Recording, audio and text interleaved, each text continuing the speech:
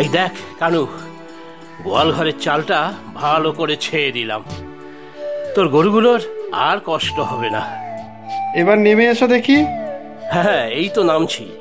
ভালো করে হাত পা ধুতে হবে। যাও, কুয়োতলায় জল তোলাই আছে, হাত মুখ ধুয়ে নাও দেখি ভালো করে।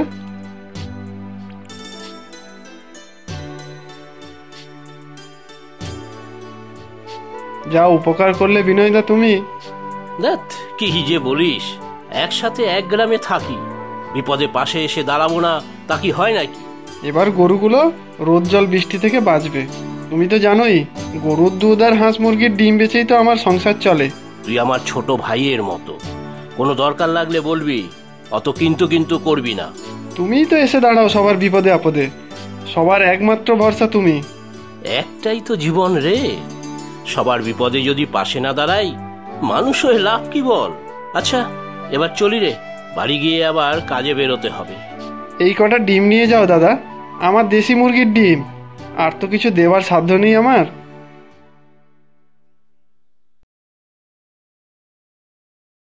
তোরা যে আমাকে ভালোবাসিস সেটাই আমার পরম পাওনা, বুঝলি? আসি এখন।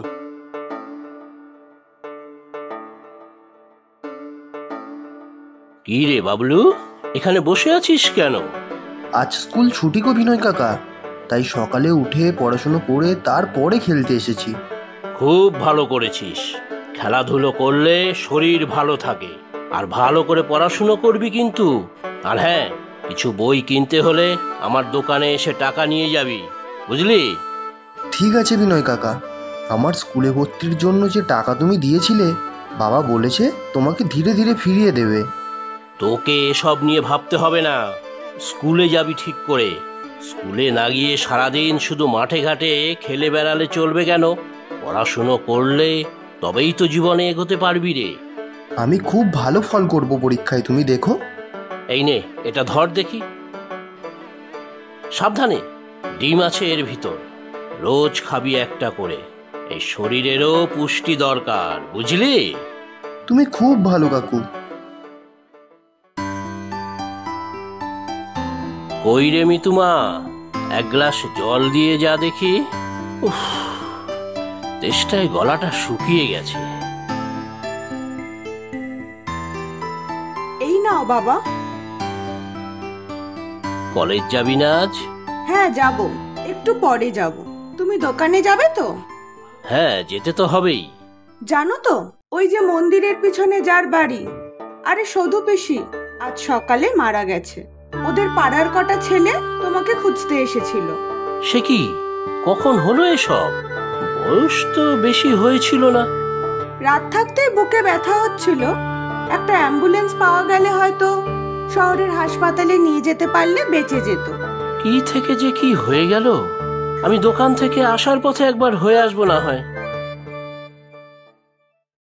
সবাইকে উপকার করে ঘরে ফেরার সময় হলো তোমার? মা, বাবাকে একদম বকবে না।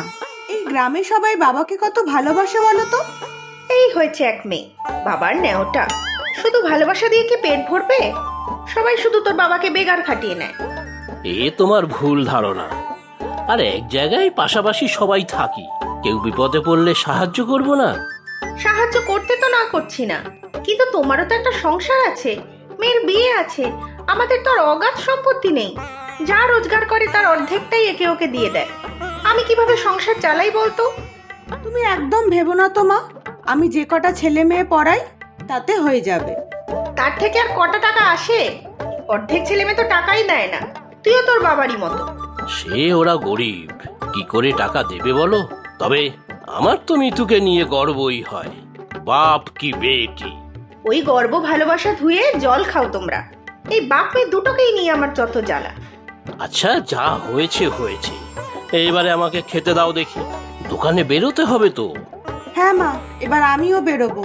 হ্যাঁ দিচ্ছি, খেয়ে বাপ মেয়ে মিলে দেশোদ্ধারে বেরো, যত সব।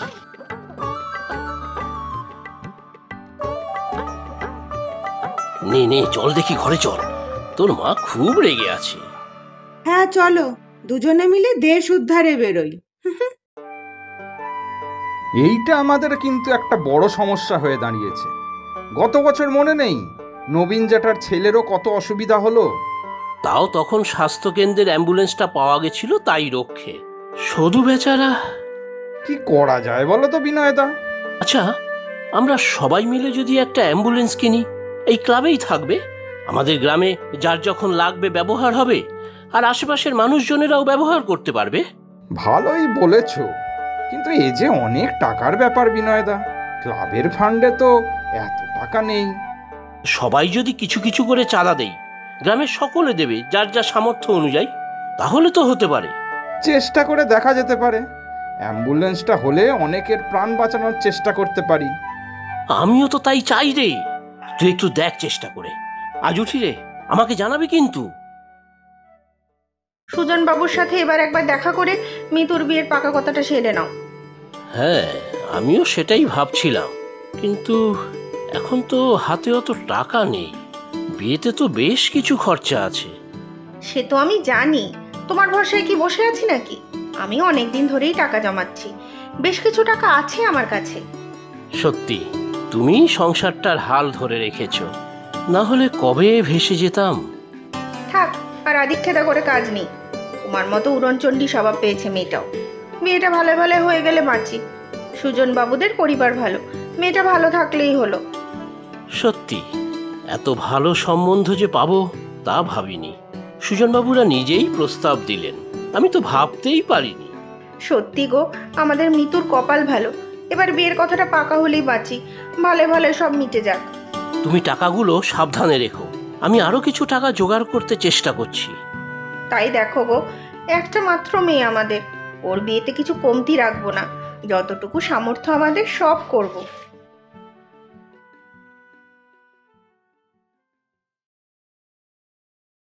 হ্যাঁ রে অমল, বল। একটা খবর আছে বিনয়দা। আবার কারো কিছু হলো নাকি? না গো, গ্রামের সবাই ভালোই আছে। একটা অ্যাম্বুলেন্সের জন্য কথা বলে এলাম। এত কমে পরে আর পাওয়া যাবে না। গ্রামে টাকাও উঠেছে কিছু। এ তো ভালো কথা, কিন্তু তোকে এত চিন্তিত লাগছে কেন বলতো? গ্রামে যা চাঁদা উঠেছে তারপরেও বেশ কিছু টাকা কম পড়ছে।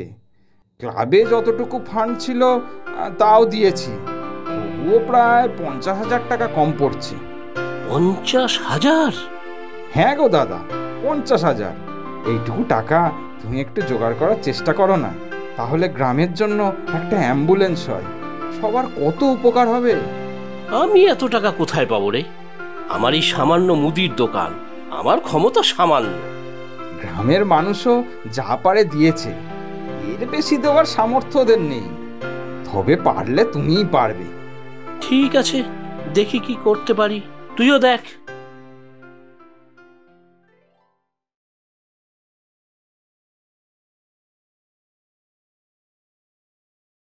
ও বাবা, তোমার এত দেরি হলো? কখন থেকে তোমার জন্য বসে আছি।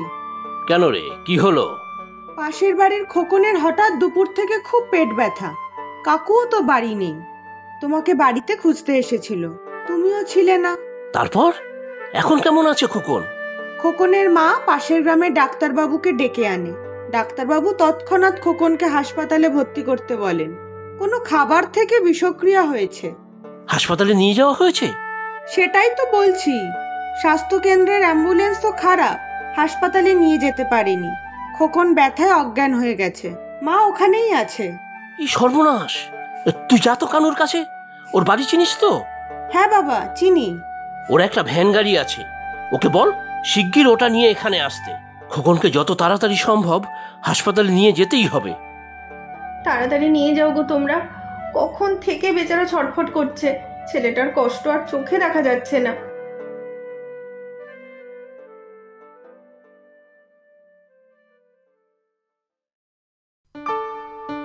এসব তুমি কি বলছো? তুমি ছেলের বাড়িতে ফোন করে বিয়ে পিছিয়ে দিয়েছো? হ্যাঁ করেছি, যা করেছি ঠিক করেছি। এখন বিয়ে দেওয়া সম্ভব নয়। এরকম কেন বলছো তুমি? তুমি কি টাকার কথা চিন্তা করছো? আমি তো বললাম আমার কাছে কিছু টাকা আছে। না, নেই। সেই টাকা আমি খরচ করে ফেলেছি। কি বলছো তুমি? তোমার মাথার ঠিক আছে তো? তিল তিল করে কষ্ট করে জমানো টাকা তুমি খরচ করে ফেলেছো? কোথায় খরচা করেছো? হ্যাঁ করেছি। মিতুর বিয়ের থেকে এখন অনেক বেশি এই গ্রামে একটা অ্যাম্বুলেন্স দরকার। দেখলে না সেদিন কি অবস্থা? সবার দায় কি শুধু তোমার উপর? তোমার মেয়েটার কথা একবার ভাবলে না? পাগলেও নিজের ভালো বোঝে। ছি ছি ছি, এটা কি করলে তুমি? কাল খোকনের অবস্থা তুমি দেখোনি? ছেলেটা মরতে মরতে বেঁচেছে, আর একটু দেরি হলে সর্বনাশ হয়ে যেত। কিন্তু তাই বলে তুমি? সুজন বাবুরা কি ভাবলো বলো তো? এত দূর কথা এগিয়ে সব শেষ করে দিলে তুমি। তোর বিয়ের জন্য আমি আবার টাকা জমাবো দেখো, কিন্তু গ্রামের এতগুলো মানুষের বিপদে আমাকে পাশে দাঁড়াতেই হবে। যা খুশি করলেই হলো? মেয়ে কি তোমার শুধু একার যে ওর বিয়ে দিয়ে তুমি যা ইচ্ছা করবে? সব লোক দেখানো তোমার, পরের লোকের কাছে ভালো সাজতে যাওয়া। তুমি শত্রুর, আমাদের শত্রুর, আমাদের দুজনেরই শত্রুর তুমি।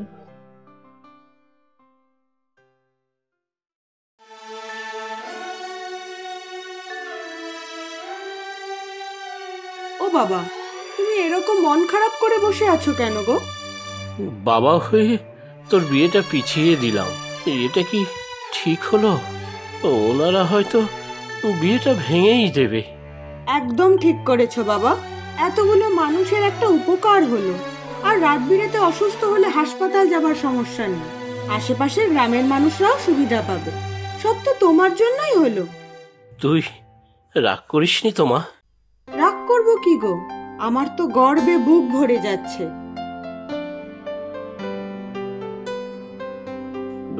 সুজন বাবু, আপনি বসুন বসুন বসুন।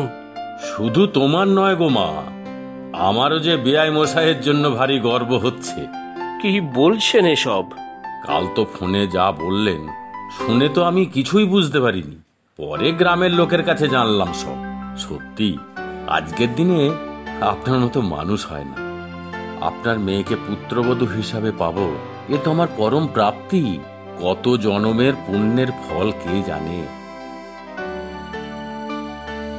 আপনি এই নিন বেয়ান, আজই পাকা কথা হয়ে গেল। এবারে আপনারা সুবিধা মতো বিয়ের যে দিনক্ষণ ঠিক করবেন সেই দিনই মিতুমাকে ঘরে তুলব। কি মা, যাবে তো আমাদের বাড়ি?